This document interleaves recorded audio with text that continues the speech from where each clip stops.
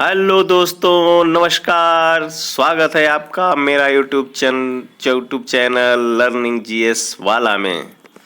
दोस्तों, सबसे पहले आपको होली की ढेर ढेर ढेर सारी शुभकामना।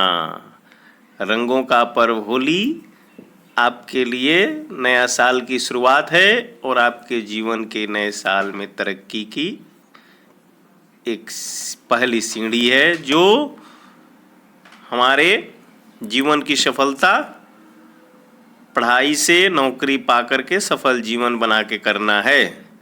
इसलिए होली की शुभकामना के साथ साथ आपके उज्जवल भविष्य की शुभकामना।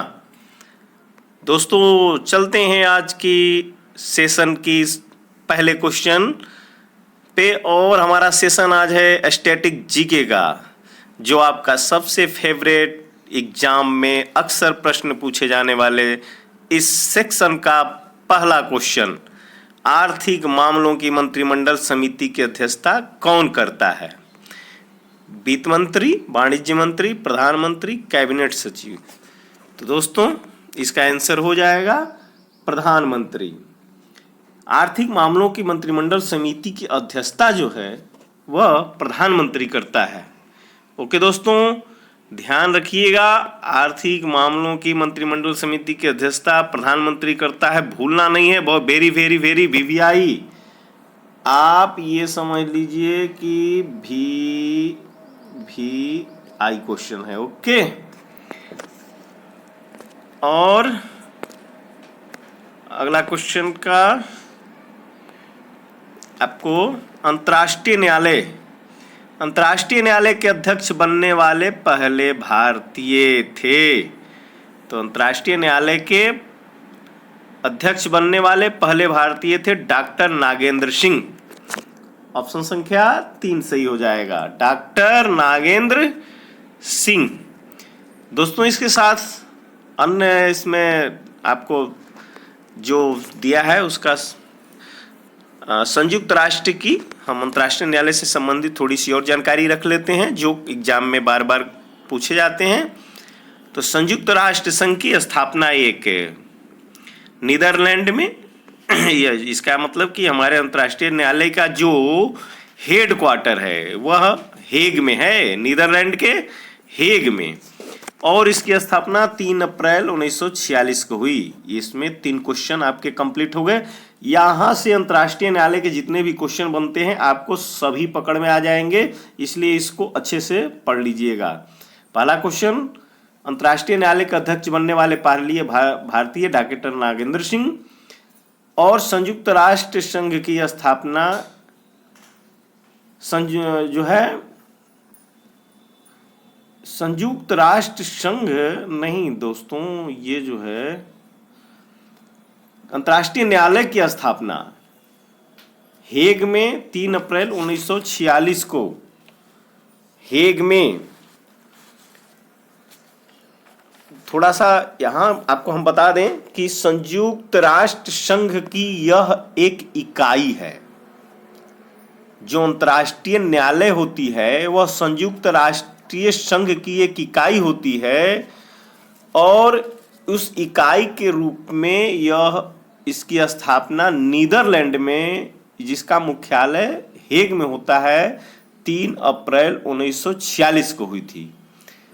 और इसमें से अगला क्वेश्चन पूछा जाता है कि अंतर्राष्ट्रीय न्यायालय में न्यायाधीशों की संख्या कितनी होती है? तो अंतर्राष्ट्रीय न्यायालय में न्यायाधीशों की संख्या 15 होती है।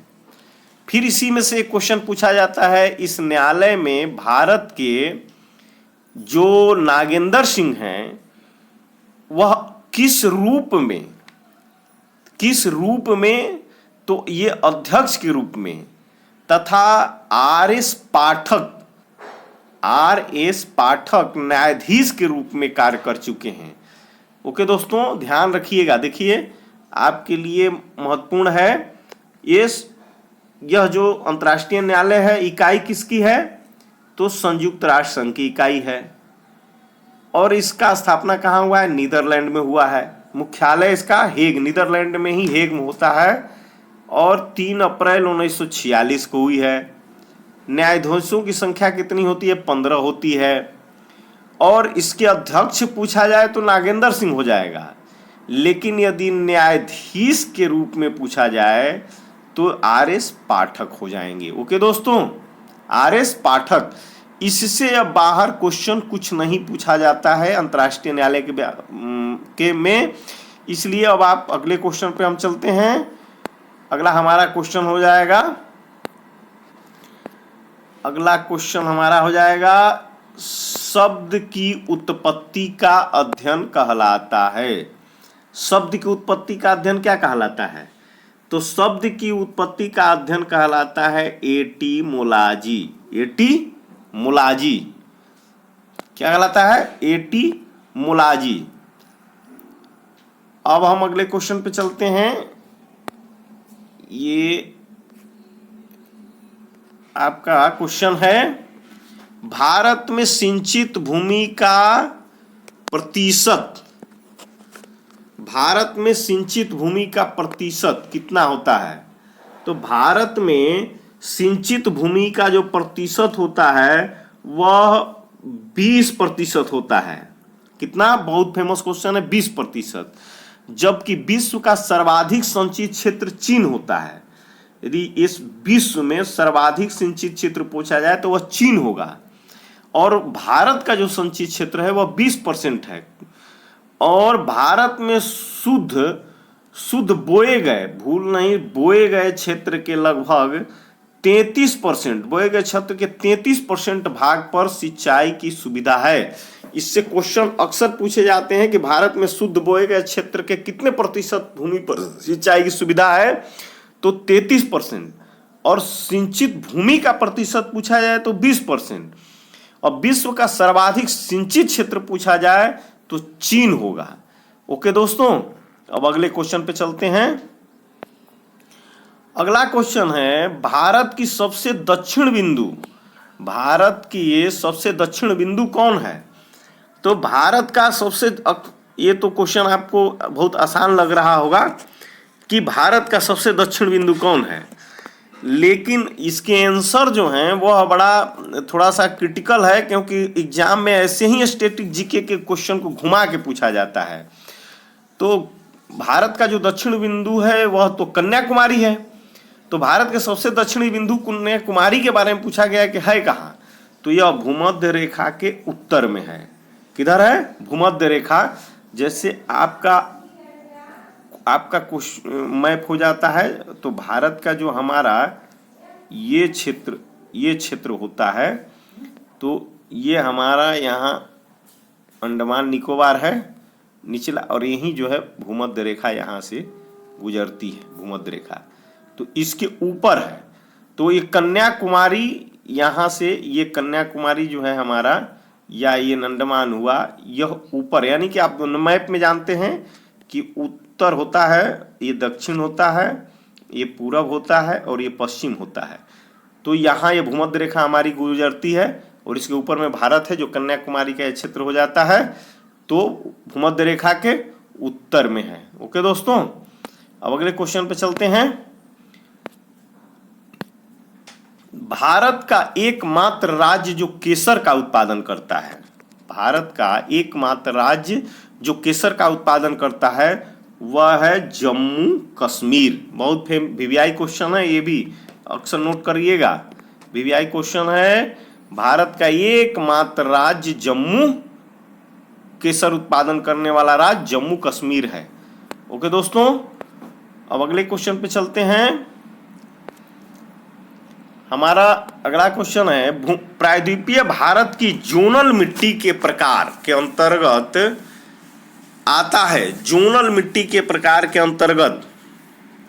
ओके दोस्तों, तो जोनल मिट्टी के प्रकार के अंतर्गत जो आता है वह हमको बताना है।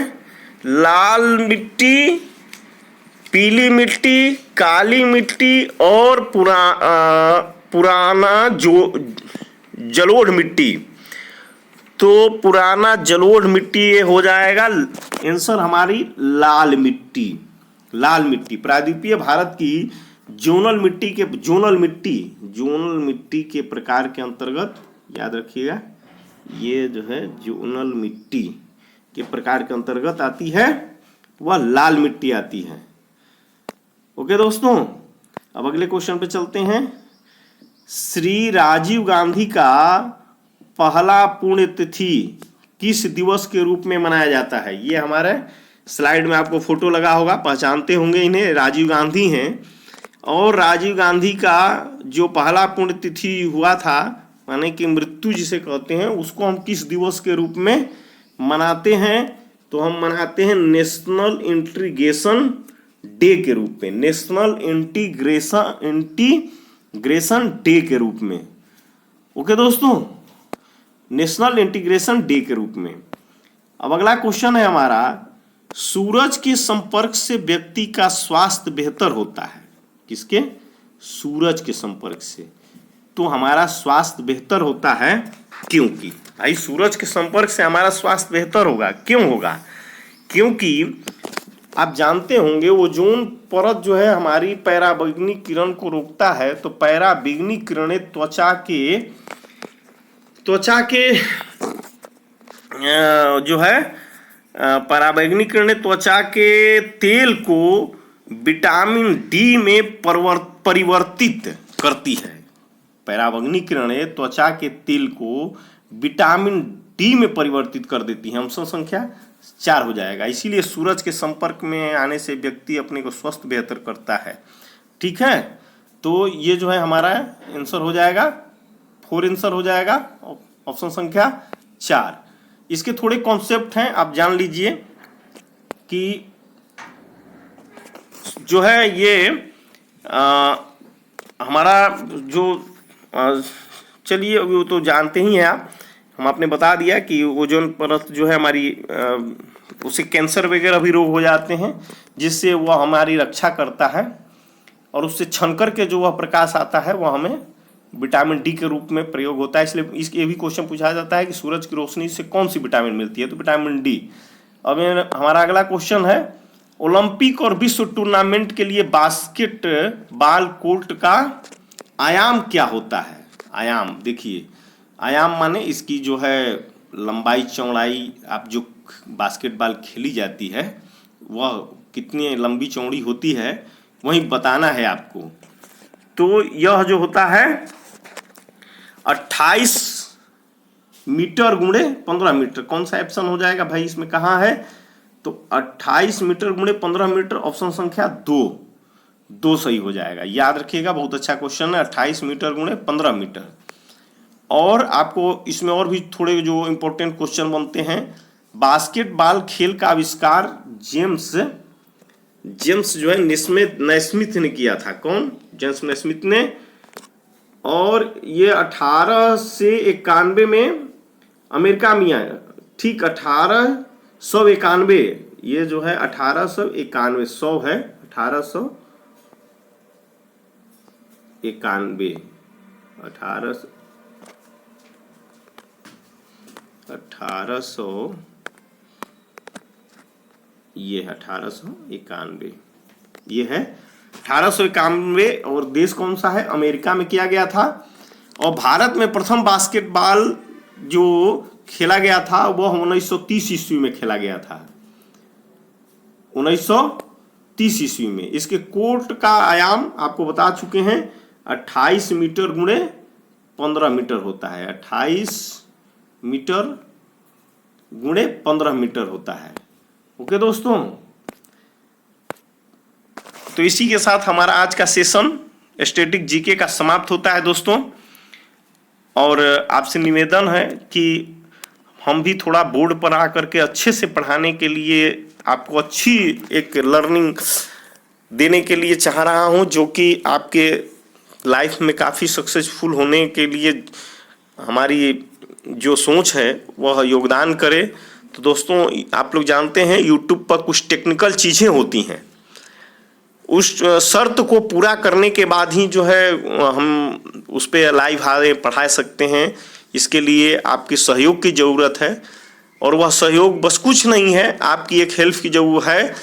चैनल को सब्सक्राइब कर दीजिए और थोड़ा पसंद आए तो लाइक कर दीजिए, कमेंट कर दीजिए और अपने दोस्तों के बीच शेयर कर दीजिए। दोस्तों, आप लोगों से ही मेरा निवेदन है कि हम आप तक एक उचित शिक्षा पहुंचा सकें।